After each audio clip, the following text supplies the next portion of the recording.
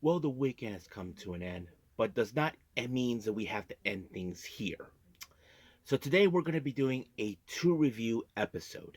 So first one is, of course, it's with Sendai Girls in Korakuen Hall. This one features, of course, continuing with more of the Meiko Satomura retirement road. And of course, we have the Sendai Girls World title defended. So we'll see who will come out on top on those matches. And then we move on with, of course, the historic crossover between New Japan Pro Wrestling and of course, Stardom. We have various matches involved, including, of course, the rivalry between Natsupoi and Tekla now goes on with their partners. Tekla teaming up with Clark Connors after the BS bastard actually speared Natsupoi. Now she gets back up. She has Tai Chi by her side. And then, of course, we have the IWGP Women's title defended. Mayu defends her belt against someone who has been unable to defeat her, and that is, of course, Momo Watanabe. And in our main event, we have, of course, the winners of this year's tournament, of course, with the five-star Grand Prix winner Micah and this year's winner G1 Climax winner Zack Sabre Jr. taking on, of course, El Desperado and Starlight Kid. And of course, we cap up our episode with, of course, a very short news update to give you guys updates on what's been happening in the world of pro wrestling, such as what events and promotions are thrown out, who's booked, what matches are set, including developments that are happening in the world of pro wrestling as we speak.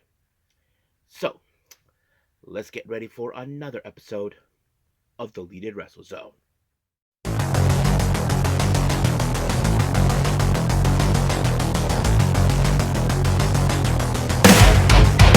Are you ready? Get up, get up! Get up, get up! Get up, get up! Get up, get up! Get up, get up! Get up, get up! Hey everyone, welcome to Deleted Wrestle Zone. All things that it's pro wrestling with AEW, NXT, New Japan Pro Wrestling, TNA, the National Wrestling Alliance, various promotions, wrestlers, matches, and championships. I am your host, J-Rod here. So, if you are new to the channel, welcome. This is a channel where we do a lot of pro wrestling reviews from various promotions, not only here in the United States, but also in Japan, Mexico, Canada, Europe, the UK, anywhere in the world where pro wrestling is not as big, but it continues to grow. We also, of course, do discussion videos, talk about various topics such as the wrestlers themselves, the promotions, factions, storylines, whatever we want to talk about. We also, of course, do more news updates. If certain information was unable to be on this episode, I can either put it on the next episode or a separate video by itself. We also, of course, do real-timing news updates to keep you guys on alert if something has happened in the world of pro wrestling that needs to be addressed ASAP. We also, of course, got do Nike Sayaka Watch and various other cool wrestling content as well. If you like what you see, please subscribe to us, so click on that subscribe button. You'll be getting a lot of daily reviews and other cool wrestling content as well. But if you like this episode, please give us a like on the like button or a nice comment in the description down below. Now, all introductions set aside, it's time to go as no man has gone before. So let's begin with our very first review, and this one is from Sendai Girls.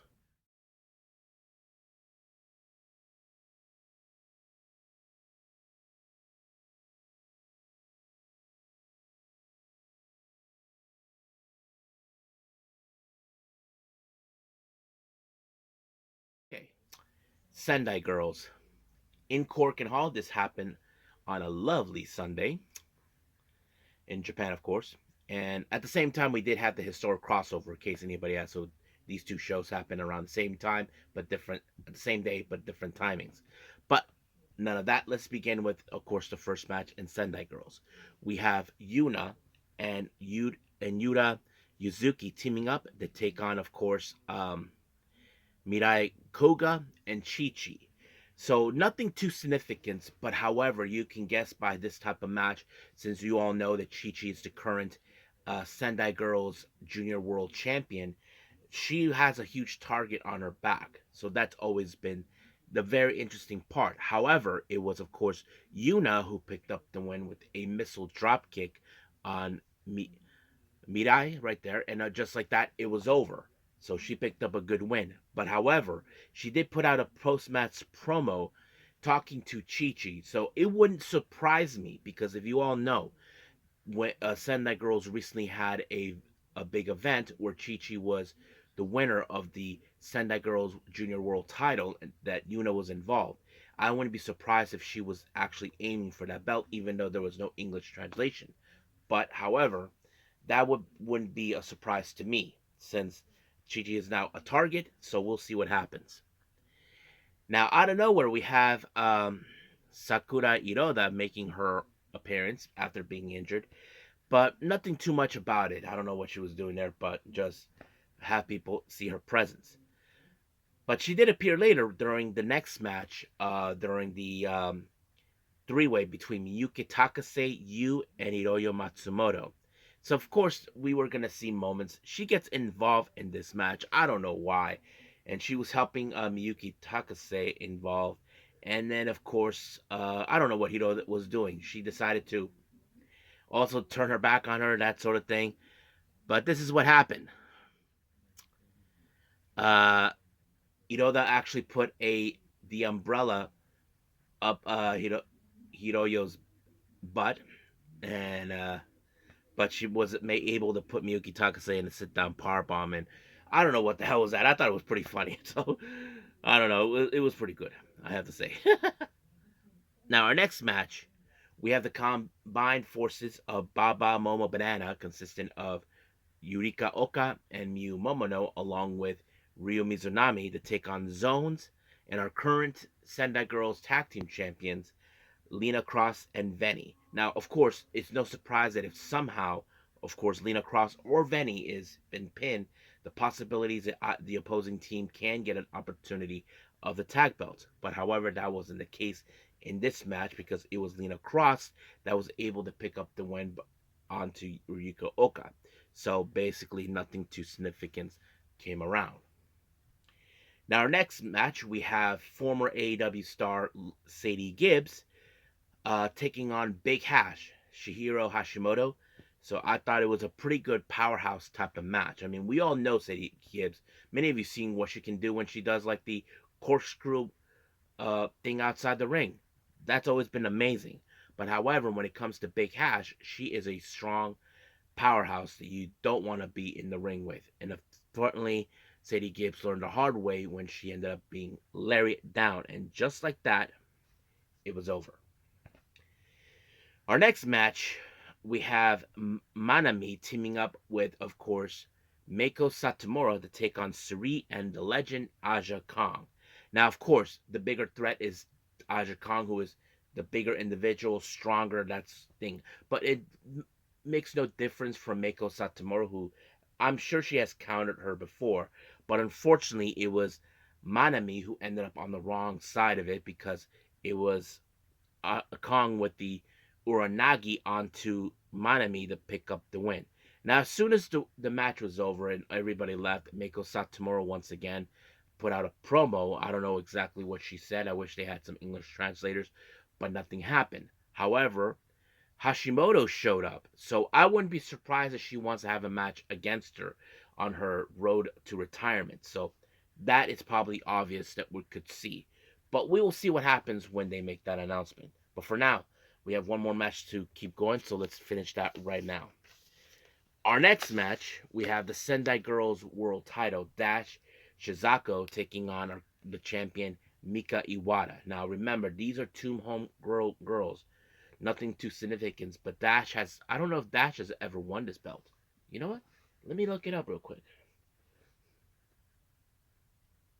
I don't think she's ever won this belt. I'm trying to.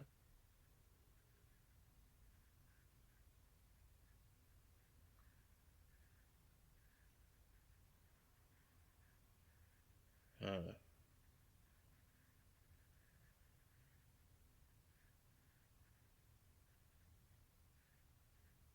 okay, so she hasn't won this one just yet until, well, you can guess that this match, Mika Iwata has always been a strong competitor. I thought Dash didn't have a chance with her because the way she was kicking her, brutalizing her. But finally, it was the frog splash by Dash that picked up the win. So I don't know what she said to her in the post match comments, but however, she called out Meiko Satomura. I wouldn't be surprised, but it later was told that she is willing to put the belt on the line against her. So this is a very unusual thing for her to put the belt on the line against Meiko. So we'll see what happens. So as you know, Hashimoto called dibs right now to challenge her, but we'll see where that leads us from there. But for now, we'll end things here with Sendai Girls and move on with the historic crossover too.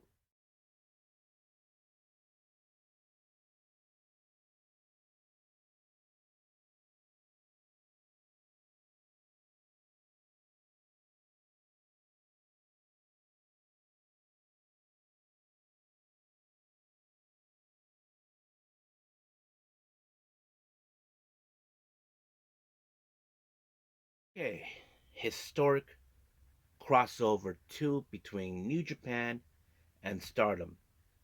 I think it's been what, 2 years or so?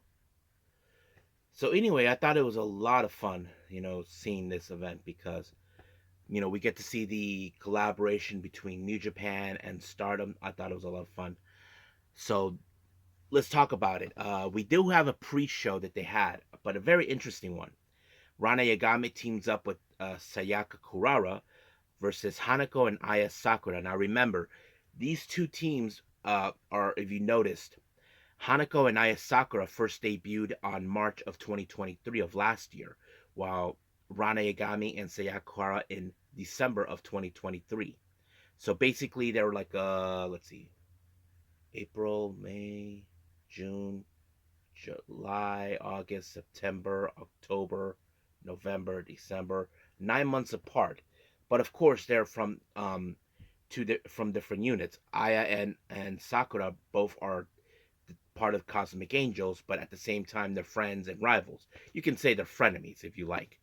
And of course, Hanako with EXV and Rana Yagami with God's Eye.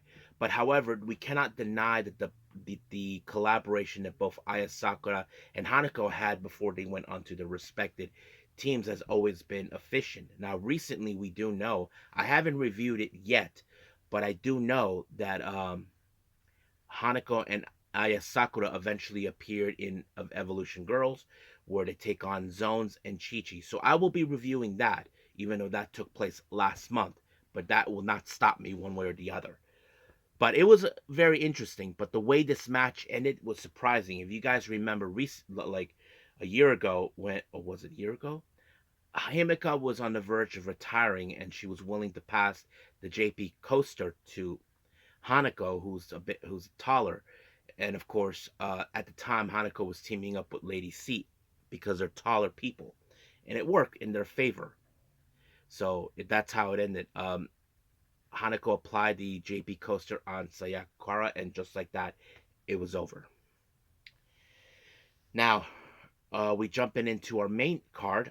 We do have God's Eye, consisting of Tomoka Inaba and Shuri taking on Cosmic Angels, Sayuri Ano, and Tam Nakuno. Now, it's not the first time that Tomoka Inaba and Tam have ran into each other. They bump into each other recently during Tag League, so that was practically it. But however, you probably would know that Shuri and Tam have some history, of course, and then of course that we did see a moment between Shuri and Sayuri Anu. We know that something could happen, but it was Tam Nakano with the violet screwdriver onto Tomoka Inaba, and Tam won the match to for her team. So I thought it was pretty cool. Now our next match is an Hate for consistent of Rina, Raka, and Konami taking on Neo Genesis, Miyu Amasaki, Azumi, and Meisera. So of course we were gonna see some dirty tactics coming from Hate because that's always been their game since they reinvented themselves, jumping away from the Oedo Tai stuff, and that's always been clear. But however, Neo Genesis persistent to show them why they belong here was always been one of the most amazing things. It was Azumi with the double foot stomp on Turina, and just like that, Neo Genesis picked up the win. Now, our next match, we have a New Japan match. We have the United Empire's Francisco Akira, Cal Newman, Jeff Cobb taking on Tiger Mask, Bolton Oleg, and Toru Yano. Now, remember, Oleg and Yano are 2/3 of the never openweight 6-man tag team champions. So basically, United Empire can pin one of those two guys in order to get an opportunity of those belts. We know they're determined to get everything back on track for them, as you know, Hinare and well as Hinare was the never openweight champion, but now he lost it, and of course Jeff Cobb, the current no, well, Jeff Cobb is now in a pursuit of the New Japan World Television title, but that's their biggest game. But however, it was the fireball by Akira to Tiger Mask that won the match. So, however, I think they would have considered pinning either Oleg or Yano, but that wasn't the case. But we'll see. Now we see a combination of intergender tag match. We have Hate members Saya Kamitani, Natsuko Tora, Bullet Club's War Dogs, Drilla Maloney, and the biggest crybaby of them all, Gabe Kidd, taking on stars Saya Ida and Hanan. They team up with Ryosuke Taguchi and Hiroshi Tanahashi. Now, as you all know, Saya Kamitani recently said some remarks towards Taguchi saying that he's a pervert. Well, he likes to play games. Don't forget, guys. He likes to have a little fun, but Kamitani is not amused. But of course, uh, Natsuko Tora has distasteful taste towards Tanahashi for being the president, thinking that him as president was a stupid idea. And of course, Gabe Kidd and Drilla Malone don't care about if they hurt women. You know, if someone stood up for Hana and Saeda, they would eat dirt. But however, it was Gabe Kidd with the pile driver on Taguchi that picked up the win. So we'll see what happens down the road. Our next match, this is a very interesting intergender match.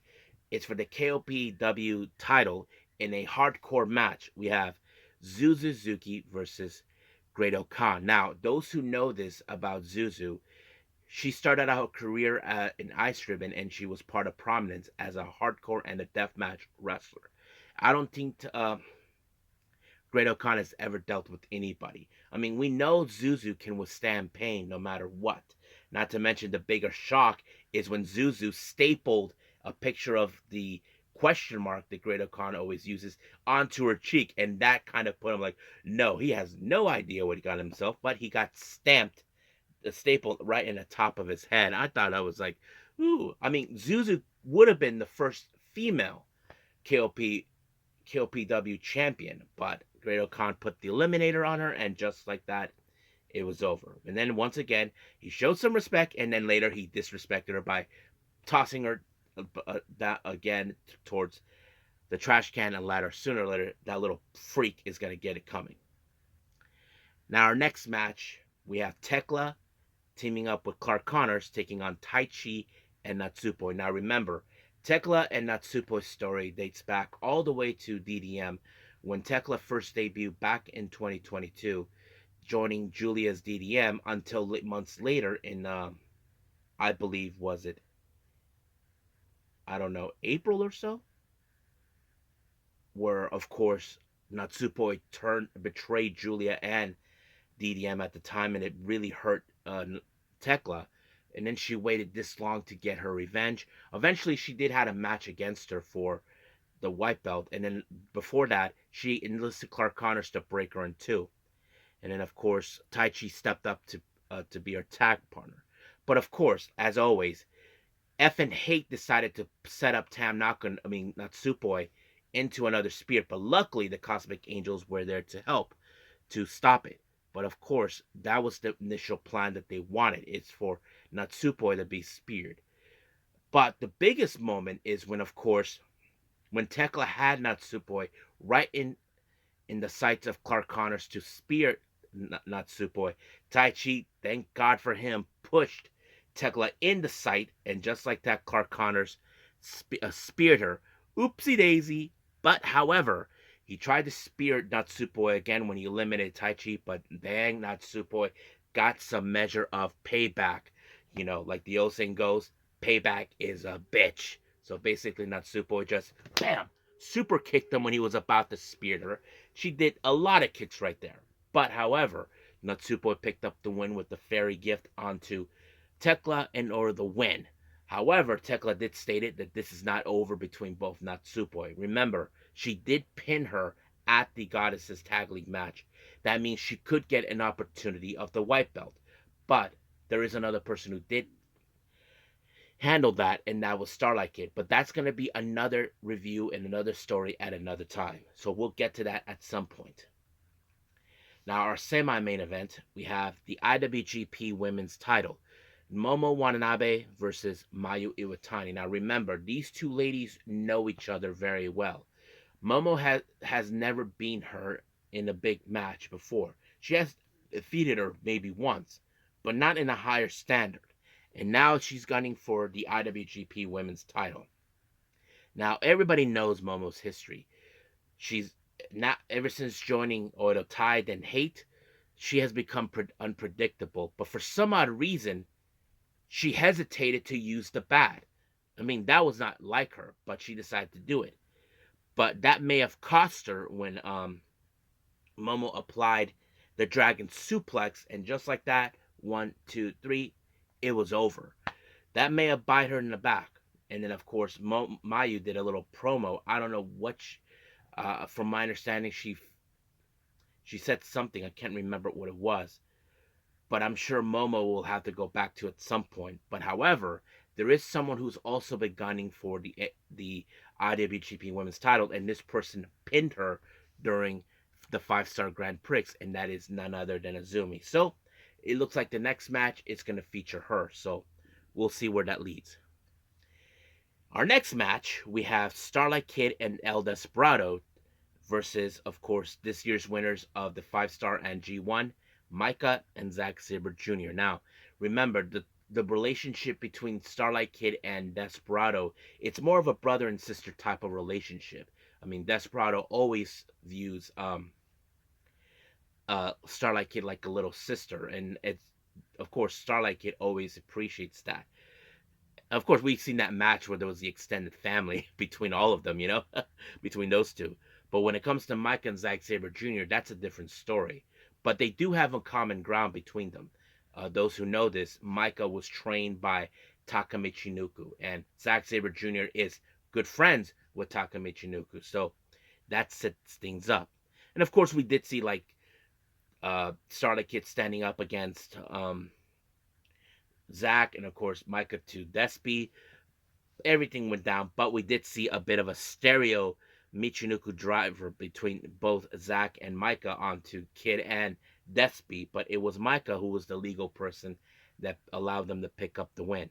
So it was like that.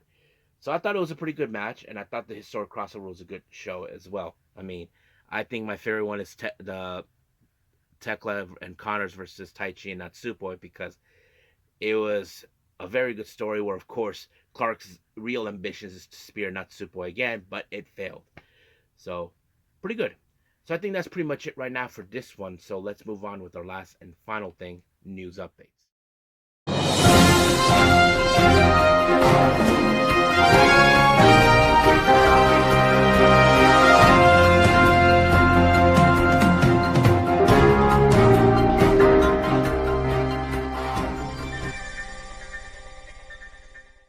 Okay, so let's welcome to our news updates. So let's begin with upcoming events with the promotions.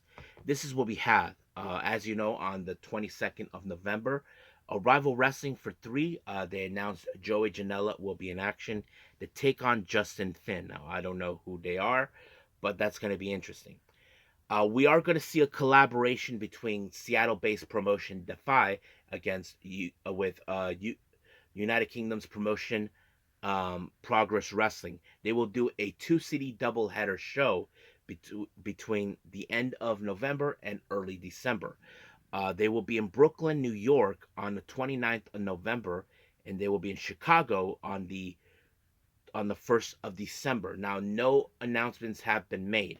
Now, if I was a betting man, I know we're going to have probably Mustafa Ali in the Chicago event, since we know that's where he will mostly be. Now, on the very same day on the Chicago event for that collaboration, GCW will have the Say You Will event. Um, they announced Matthew Justice will take on Lou Nixon. And then finally, as you know, for the upcoming event in January 10th in 2025, West Coast Pro for the Only the Strong Survive, they announced the debut of Shimbazi. I don't know who that guy is, but yes. And then they did announce Masato Tanaka will take on Jake something. Now for our developments. As you all know, we just recently had the Nick Gage Invitational 9 event. Fightful Select reports that Giulia was at the backstage during the event. Now, some of you may question why. Those who don't know, she is good friends with Rina Yamashita, one of the participants of the event. If you saw one of Stardom events, Rina Yamashita teamed up with Giulia. They both knew each other during her time with Ice Ribbon. Rina at the time, well, to this day, she was a freelancer, so it would make sense just to stop by and say hi to an old friend. And there's nothing wrong with that, as long as she's not like seeing on camera. That's the thing that she might have realized she has to do. Now, a little interesting development has been revealing about Danhausen that was reported by Fightful Select. Now, many of you have noticed that Danhausen has been appearing recently during the independent shows. Now, but it appears that there hasn't been any announcements whether Danhausen has been his contract with AW is finished. We know he's been out of action for some time, being on, of course, due to injury. But this is what Fightful Select reports. Let me pull it up. Sources say AEW and Danhausen have not been in regular contact for more than 6 months. Aside from the independent date's approval, Danhausen was set to return from an injury about a year ago, but expresses his frustrations to Tony Khan when plans for his return changed. There were proposals to bring back Danhausen early this year, but nothing materialized through his remaining willing to return to AEW. AEW believed Danhausen wanted to prioritize independent reservations for fighting at Collision on Saturday. On the other hand, Danhausen reported indicating to AEW there were family reasons that caused the adjustments in his availability. AEW has been participating in independent before that period. Throughout, he didn't want to work on Collision. This is a situation reflects the complexity of balanced personal and professional commitments in the world of pro wrestling. I get it, guys. Collision happens during the weekends. That's something because mostly we do have bigger, like the independent promotions do their shows during the weekend. It's very understandable. So I don't know exactly what's the situation, but hopefully more will stand out. So we'll see what happens until then. But for now, we'll end things here and move on. We'll just call it a day. Okay, so I hope everybody enjoys this episode. Coming up, well, I haven't had a plan yet. I know I'm behind on certain events such as Choco Pro and Evolution, but however, I will do something like that. And even the same thing with Noah and All Japan Pro Wrestling and certain other events. I haven't decided just yet, so I have to catch up with all of it as soon as possible. But for now, we'll see how things will progress. So I'm just gonna wing it for the next episode. So we'll leave things as it is. Um, but yeah. So until then, I will see you guys in the next DWZ time, same DWZ channel. I must bid all of you adieu. So goodbye, and have a nice day. Bang.